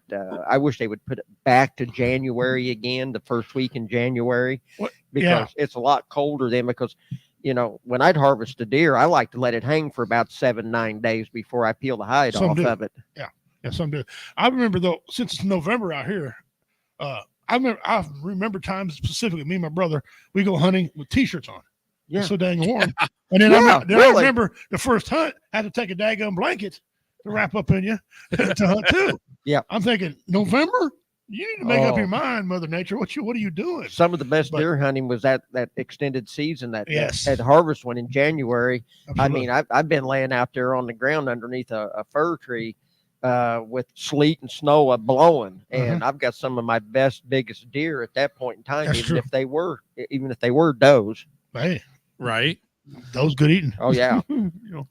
So moving into our top 5 now. So number 5, using a sled for helping drag an animal out or something else like that makes it a lot easier to drag an animal across the top of the snow versus fighting the brush and everything else. Oh yeah, especially if you're by yourself. Yeah, I've done that time or two. That sucks. What do you think about that? You talk about with that. Sometimes you don't even need a sled. Sometimes the snow and the ice, the animal works as a sled themselves. Pops, yeah. My old man, Pops, years and years ago, he wound up dropping a big 4-point one year elk hunting down the Oregon coast, and it was an early frost, early snow that wound up coming into the area that he was hunting at. Well, he was up on a ridge top where it was literally all downhill to the road where he was going, and he got done dressing that thing out and went ahead and he was by himself, started pulling on that animal, got about maybe 10, 15 yards from where he, was working on it. Finally got on a good downhill slide, and he literally hopped on this thing and rode it down the hill like a sled. Look at the toboggan. That's great. Hey, it works, man. And stopped about 50 feet from the truck. Where I was like, okay, I need to get some help to get this thing loaded up. But yeah, I mean, that's great. That's awesome. That's awesome. Being able to do stuff like that is awesome. Another one is, your hunting area will shrink. For deer hunters, deer may tend to what they call yard up, in a later winter months, conserving energy. Goes back to what I was talking about. They're trying to conserve for those harsh winters. Elk do that, antelope will do that. Most of your game animals will. Bear, they're stuck in a den somewhere, holed up for the winter. Mostly, but like I said, a lot of your other big game and stuff like that, they're not going to be running around as much, not going to be as active. They're going to go to where they're going to where they're going to eat, their water source, and then go to their bedding area. So and that's about it. Yeah. Yeah. So another thing that's cool about that, speaking of food, like we keep talking about how food is a big thing for these animals during the winter months. For states that allow it, bait becomes a huge advantage for you. If you set up deer feeders or anything like that, that's going to be a huge advantage for you. It really is, because guess what? Food becomes scarce this time of year. It does. And you hit on something a lot of people don't know. You hit on it. A lot of states don't allow that. Correct. Okay. Or you got to have it 10 to 15 days prior to opening day, your opening day hunt. Okay. But some rules are different. Like you can have a mineral block out there. Yep. Some mineral blocks can consist of corn, some can. So you really got to get your book, and you really got to get in there and read, because sometimes you can hunt over a food plot, a regular food plot grown, you can hunt over it. But you can't have push comes to shove, get a hold of your state's fish and game department. Talk to them, find out what the regulations are specifically for the areas you're going to be hunting, and how you can, what you can and cannot do when it comes in regards to baiting. So there's that one. Number 2 is for if it's a requirement, which it's probably not a bad idea to do it during the hunting, during the winter months. Blaze orange, your hunter orange. Just something about that white or about that bright orange that sticks out on, I can tell you why that is. It's the only color that nature can't duplicate. It's man-made. It's the only color nature can't duplicate. So if you see orange, there's nothing from the nature that's orange. So therefore, it has to be a human being. Fair enough. And the number one reason I won $20 off that. That's how I knew that. Oh, all right. Fair enough. And the number 1, the cool equipment. Because you can use different equipment in the wintertime that you can't use any other time of year. Aside from just, using the winter camouflage and stuff like that, being able to go, you get in the backcountry, or you're having to use cross-country skis, snowshoes, you're using just different stuff that you wouldn't normally use any other time of year or for any other hunt. So these are just things, to take into consideration when you're thinking about doing a wintertime hunt. So, but these are reasons why I agree with why winter hunting is one of the best times of year to go. Yes. And also guys, make sure you change out your hunting bag. If you're a person like I hunt, I carry many things in my bag that I'm going to need or assume that I'm going to need. We all know what assume means, but assume that I'm going to need rope. You don't know when you need to get some rope or warmers, whatever. Okay. Well, if you stuff you're taking for like a shirt, you might want to replace with a sweater, something thicker for you in these time of months. Make sure you absolutely it matches. You don't know. You just never know. So change your bag out. You talk about food supply and stuff like that for the deer, and they'll stay close to water and feed, and in their bedding area. I can remember when I was just a kid, we'd take the tractor with the wagon down with the cracked corn and shovel it into the feed bunks for the beef to come up and eat, and then we'd roll out hay and everything for them. By the time we get back up to the barn, the deer knew it was feed time too, and you look down and they're bellied up to the feed bunks with the beef, eating and the cracked corn and hay. Yeah, they will eat hay. Yeah, they eating that hay and eating that cracked corn in those feed bunks. They're smart. They know. Excellent. All right, let's go and do your second. All right, second one, Richie. You don't have to pull the article up on it. I just use it as reference information here. Oh, okay. Yeah. So that was one. So we're like, okay, I got to worry about that. Yeah. So the other deal that I wanted to talk about this week, like I mentioned earlier on, is one of the biggest things that we got going out here out west is a lot of the late season, wintertime cow elk hunts, the antlerless elk hunts. Okay. Most states, I know pretty well all the Western 11, and I'm sure there's a few other east of the Rockies and stuff like that also offer these late season hunts. Most of them are either done through a draw that you do through your state fish and game for being able to acquire a license or a tag for doing this. A lot of them are damage permits that are issued by the states. If you're a property owner and you wind up having, elk damage and stuff like that. And a lot of hunters, it's a hit and miss. A lot of hunters like it. A lot of hunters don't when it comes to doing these cow hunts because, in all honesty, yes, it's game management, but it's herd management at the same time. I love getting a big bull just as much as the next guy. Absolutely all about it. Mm-hmm. However, I'm also a firm believer, and I was brought up, you can't always eat the horns, man. Yeah. You can't eat the horns. And those bigger, older bulls, older, mature bulls are, like the 8-9-year-old, the big 7-8 pointers, the monsters, the royals, the guys that you're like, here it goes on the wall, buddy. you have to process them correctly, because if you don't, a lot of times, if you don't know what you're doing, or whoever you have processing the game doesn't do it properly, it's going to be tough. It's going to be gamey, and it's not going to be. It's still going to be good, but it's not going to be as enjoyable as a nice, succulent, tender, nice 2-3-year-old cow or a young spike, something like that, where it's not gamey. It's mouth is watering right now. Anyhow, so that's why this time of year is one of my favorite time of the year to hunt, because it's those late season cow hunts.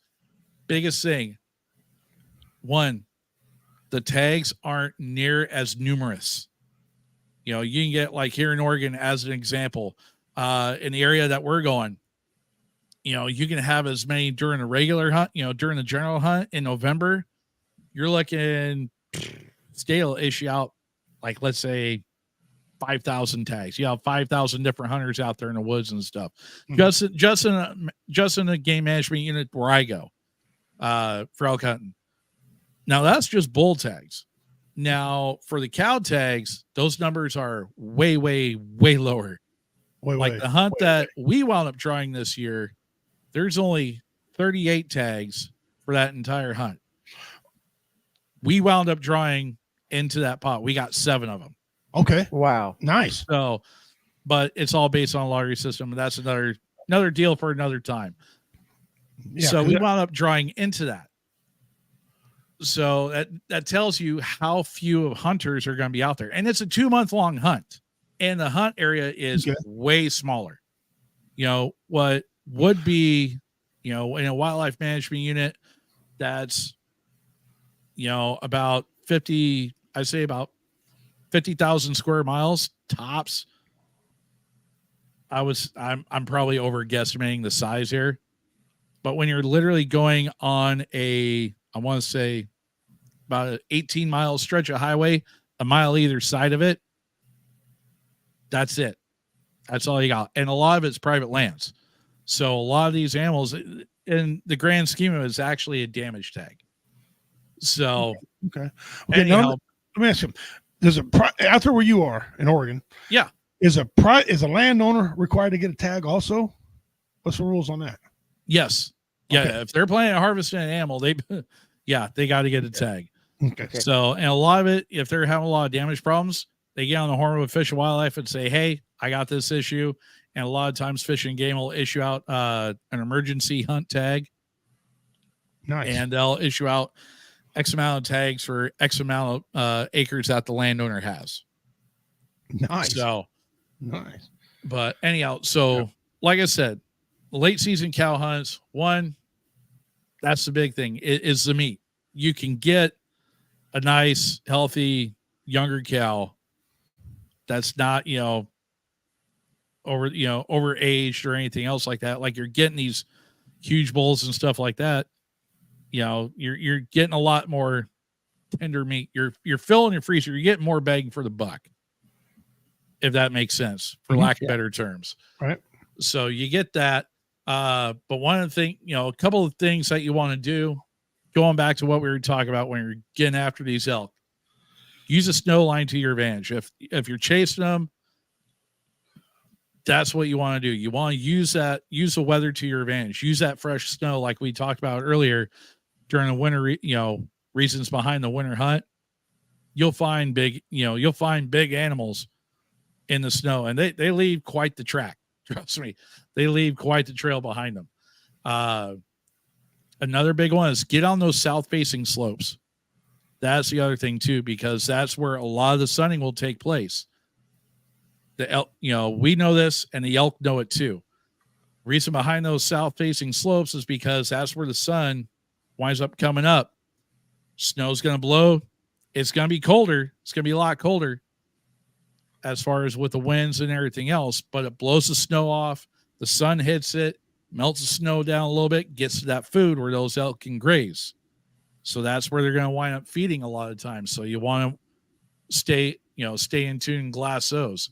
If you're down in the lower territories, watch the meadows and fields, because that's where a lot of that's where those elk are going to be going in and out of a lot of times, because that's where they go down to feed. They're either going to be in there very first thing in the morning or right at the end of the day, right sunrise to sunset, or sunset to sunrise. That's when you're going to usually catch them the most in there, either right before or right after. But if you're going to sit on those areas, get inside the timber, sit down, limit your movement, because they're going to get out there to those spots and they're going to watch. And they're going to watch and look before they come out. And if they even suspect anything is out there, nope, they're just going to turn around and go right back deep into that timber. You ain't going to see them. Another thing you do too, carry a simple cow call. Whether it's using a reed, using a Primos, what they call a Hoochie Mama. That's one of their brands of elk call that they got out there that Primos has. I have one. I keep it in my pack, and it's great. It really is. You're not trying to talk them up. You're not trying to talk them in like you are a bull during the rut or anything like that. Just a soft couple cow bleats, enough to say, hey, I'm a cow. Don't worry about me. Just one or two. That's about it. That's all you got to do. And a lot of times if they're not spooked, that's going to be enough to stop them in their tracks. But when they do, you better be ready to take the shot. So that's the easiest way to describe it. Another thing is your processing. You're not going to be in as much of a rush to process it during these winter hunts when you're out in the field. A lot of times during the fall, when you're out there, especially the earlier seasons, you're trying to get done because what is the biggest killer of meat? Yeah. What's the biggest killer of meat when you first get an animal down? Yeah. The heat. The Exactly. Heat. During the winter months, you're not having to rush as bad. Yeah. That's why I always like the January hunt season, because I could let my deer hang. Yeah. For a few days. Get it about frozen about 3/4 of the way through. You can cut the prettiest steaks you ever seen. Yeah. My dad used to throw snow. Yeah. He'd take a little shovel, he'd shovel some snow inside the carcass. Yeah. Absolutely. Temperature. So, and last but not least, don't forget your ivories, guys. Don't forget your ivories. Don't get me wrong. They're not as swirled and pretty as a big bull. When you go to, take one out of that jaw, take one or two out of that jaw as a remembered steal, but they're still nice. I got a couple floating around here somewhere myself. So from the last big cow I got. So, but no, those are just some of my tips and tricks when it comes to hunting these wintertime elk. So, and some friendly advice on this week's outdoor segment here on the Whoa Radio Show. Yay. Well, if you guys have any questions, write in the comments. Jada will answer it for you. Some locations don't need this information because it doesn't pertain to them, for example. Right. Missouri just got, I think, a couple years back where they can hunt elk. Okay. Mm-hmm. Yeah. So populations are not very big yet. Hunt elk. Most of us down south. Now we have photo and evidence of one up by me. Yeah, we've got them up here. House. They're wandering around. Of course, you can't shoot them. But I think it's great they're getting elk reestablished in Missouri, because elk used to be here prevalent in Missouri for a long time. And then they migrated out, but I'm glad they're putting them back. Yeah, absolutely. It actually used to be prevalent all coast to coast, really. Yeah. Yeah. I read a deal that said they were way up in Canada and way down south, like in Mexico. Yeah. And, so obviously they were everywhere in between. So, but elk's good meat. Now, elk is not like deer. For those of you that have never eaten it, they don't taste the same. No. Okay. And the color of the meat's not the same. Okay. But they're very delicious. And if you want to hunt, that's a good thing. That's excellent to hunt for. I haven't hunted one yet, but I'm waiting. I'm waiting until they get, the population gets bigger. I don't want to get one right now. I don't think the population, I have a real problem with the way Missouri did it. I think I said that one time on the Spricker show with you, J-Dub. I had a problem with it because I think it's too early. I think it's too early to be hunting them. I want the population to get bigger. Yeah. Before I hunt it. I think we did talk about this. Yeah. Yeah. Because we actually did talk about, it was a couple of years ago on BV Nation Radio. We were actually covering the reintroduction of the elk population into the state of Missouri and the fact that they were finally reintroducing their game management program and starting up that draw hunt for elk out there. Yeah. It takes a while for I think it was, what was it, like 3 or it was like 10 tags was all they were issuing out that first year. Yeah. Yeah. That wasn't much. They did. Yeah. And I think I read where it's 50. Yeah. And I don't think it's any more than that.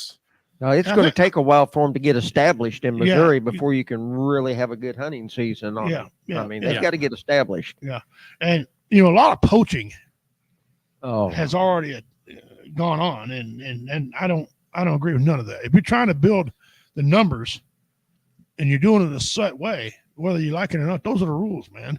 Follow the damn rules, because you're one of them Karens that are ruining it for everybody else. Yep. Okay.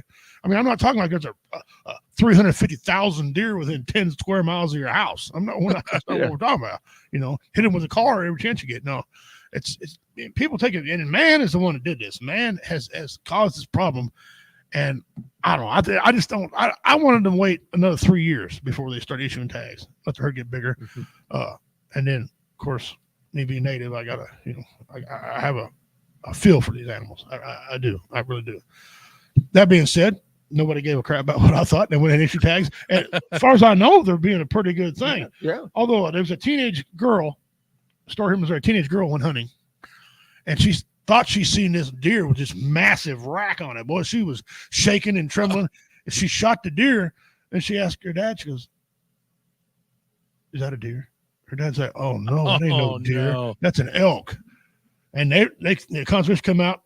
The guy come out and he looked at it. He goes, "Yeah, I need Right? identification. I need some identification because yeah."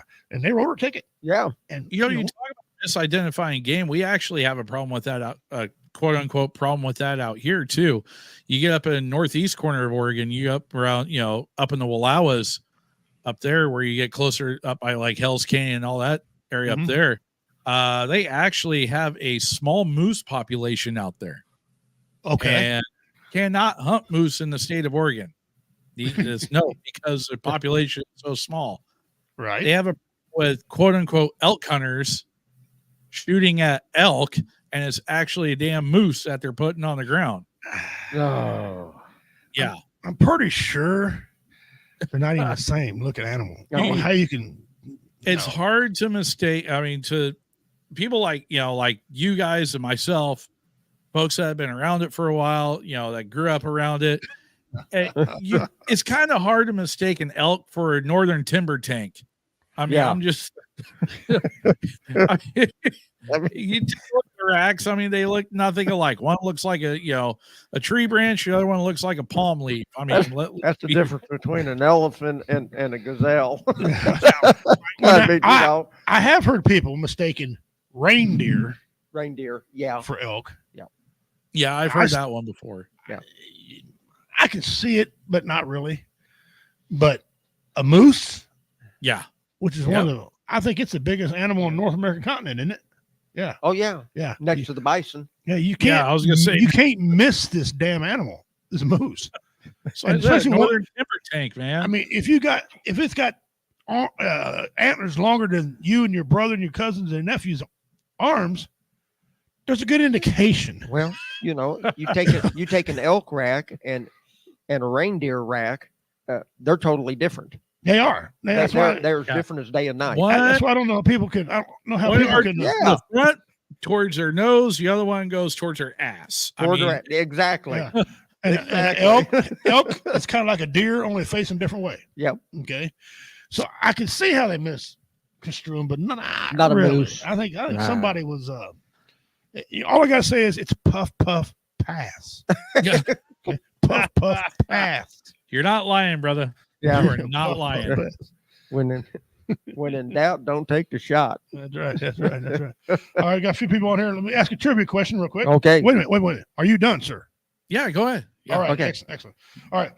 What is the name of the buffalo? And this ties right into our session, right? Yeah. That was on the nickel. What was the name of the buffalo? Right. It had a name. When the buffalo nickel. Yeah. He had a name. What was his name? What was the buffalo's name? That's worth 25 inches. If someone can tell me what that is. I showed Commander, so he can't answer it. But I'll give you the 25 if you can answer it. Was Bill? No. No. George. Commander saw where I was going with that one. Either Bill or Cody. That's the first. That was the first two names. No. The answer, since nobody's answering it, is Black Diamond. Black Diamond. That was the name of the buffalo. My wife says Harry Buffalo. Harry Buffalo. You wouldn't think she lived with a comedian, would you? Harry Buffalo. Wait. Is it Tatanka? Tatanka. That's Sioux for buffalo. Yeah. Tatanka. Yeah. Black Diamond. Wolves reference for those who don't get it. Yes, Dancing with the Wolves. Did you know? God, I just throw a freaking date stamp on my forehead. Yes, me too. Yeah. Did you know the saddle, the prop saddle that he sat on in that movie, sold for $250,000? Wow! Because Kevin Costner set his keister on it. A group of women bought that thing. It originally sold first time for $25,000, and this kept going up. And now the group of women wanted this thing. You're talking the one on Dances with the Wolves, right? Yes, Dances with the Wolves. The 1860 or 1859 cavalry. The cavalry saddle. Yes, So, the original. His original one for set on. Yeah, I'm thinking I like the movie and all, but 250 for a just remake wait, of just a wait till the cavalry Yellowstone saddles start going up on the auction block.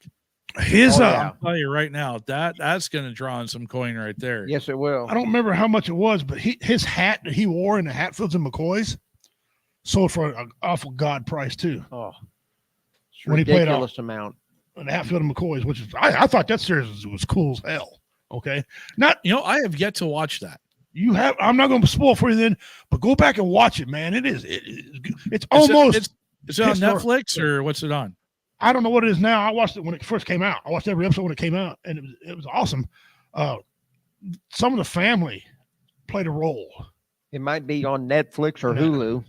Yeah, Netflix, Hulu. Hatfields and McCoys, man. I'll tell you what, it shows you about Devil Anse Hatfield, okay, and Randall McCoy, the two matriarchs of the show.